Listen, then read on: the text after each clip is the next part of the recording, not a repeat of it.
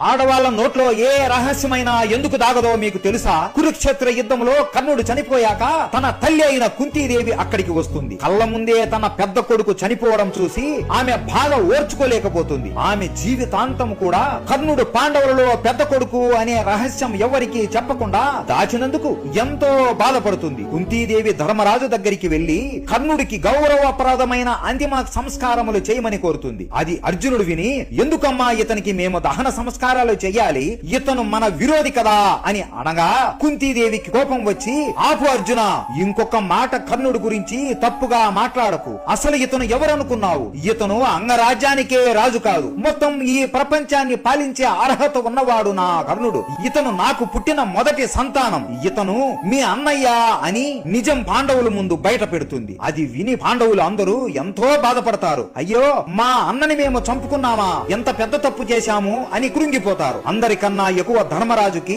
బాధ వేస్తుంది. కర్ణుడి తన చేతుల్లోకి పట్టుకుని, అన్నయ్య మమ్మల్ని క్షమించు, మేము చాలా పెద్ద తప్పు చేశాము అని బాధతో ఏడ్చేస్తాడు. అమ్మా, నువ్వు ఇంత పెద్ద రహస్యం ఎందుకు మా నుండి దాచావు? మా అన్నని మా చేతుల్లోనే చంపించావు. నువ్వు ఒక్కసారి ఈ నిజం చెప్పి ఉంటే అసలు మేము ఈ యుద్ధానికే దిగకుండా మొత్తం ఈ రాజ్యాన్ని మా అన్న కాళ్ళ ముందు ఉంచేవాళ్ళం. ఇప్పుడు మా చేతులతోనే మేము మా అన్నయ్యని చంపుకున్నాము అని బాధపడతారు. కొంత సమయానికి ఆ బాధ కాస్త కోపంలాగా మారిపోయి, ఇంత పెద్ద రహస్యం నీ మనసులో దాచినందుకు మీ ఆడవాళ్ళందరికీ ఒక శాపం పెడుతున్నాను అని, ఇకపై ఆడవారి నోట ఏ మాట దాగదు అని కోపంతో శపించాడు. ఆ ఒక్క శాపం వల్ల ఆడవాళ్ళ జీవితాలు మారిపోయాయి. అప్పటి నుండి ఇప్పటి వరకు ఎంతో మంది ఆడవాళ్లు వారికి తెలిసిన రహస్యాలు వాళ్ళ మదిలో దాచుకోకుండా బయటకు చెప్పేస్తూ ఉంటారు. మీరు ఏమంటారో కామెంట్ చేయండి. కృష్ణుడు అంటే మీకు ఇష్టం ఉంటే జై శ్రీకృష్ణ అని కామెంట్ చేయండి. శబరిమలలో ఉన్న మారికాపురోత్తమదేవి ఎవరో మీకు తెలుసా?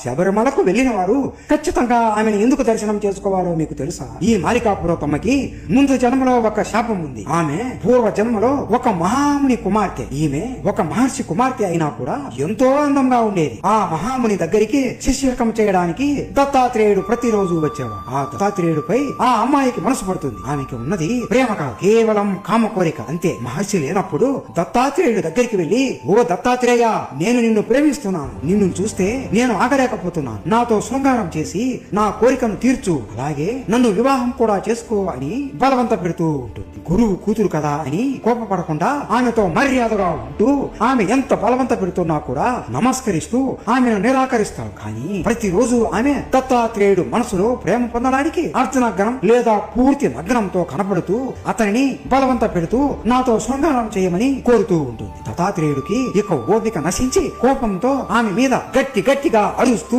నిరాకరిస్తూ ఉండేవాడు. ఆమె ఏడుస్తూ మహాముని దగ్గరికి వెళ్లి మొత్తం విషయం చెప్పి, నాకు దత్తాత్రేయుడు అంటే చాలా ఇష్టం, అతనితో నాకు పెళ్లి చేయకపోయినా పర్వాలేదు, కానీ ఒక్కసారి అయినా అతనితో శృంగారం చేయాలి, మీరు అతన్ని ఒప్పించండి, లేదంటే నేను చనిపోతాను అని బోరున ఏడుస్తూ అంటూ. మహాముని ఆశ్చర్యపోయి, మా ఆ దత్తాత్రేయుడు నీకు అన్న లాంటి వాడు, నువ్వు అతన్ని ఇలా చూడడం చాలా పెద్ద తప్పు తల్లి, అందుకే నువ్వు ఎంత బలవంత పెడుతున్నా కూడా అతను నీతో శృంగారం చేయడానికి ఒప్పుకోవడం లేదు అని ఆమెని శాంతింప చేయడానికి ఎంత ప్రయత్నిస్తున్నా కూడా ఆమె అస్సలు ఒప్పుకోకుండా నాకు అతనే కావాలి అని విసిగిస్తుంది. ఇక మహామునికి ఓపిక నశించి కోపంతో ఆమె వైపు చూసి, ఓ మూర్ఖపుత్రిక, ఏంటి ఈ కామవాంఛ? ఈ అందాన్ని చూసుకునే కదా నీకు ఈ గర్వం, నీకు అన్న లాంటి వాడు అని చెప్పినా కూడా శృంగారం కావాలి, నాకు శృంగారం కావాలి అని అంటున్నావు కదా. వచ్చే జన్మలో నువ్వు ఒక క్రూరమైన మహిషి అనే ఒక రాక్షసులాగా జన్మిస్తావు. ఈ జన్మలోనే కాదు, వచ్చే జన్మలో కూడా నీతో శృంగారం చేయడానికి ఎవరు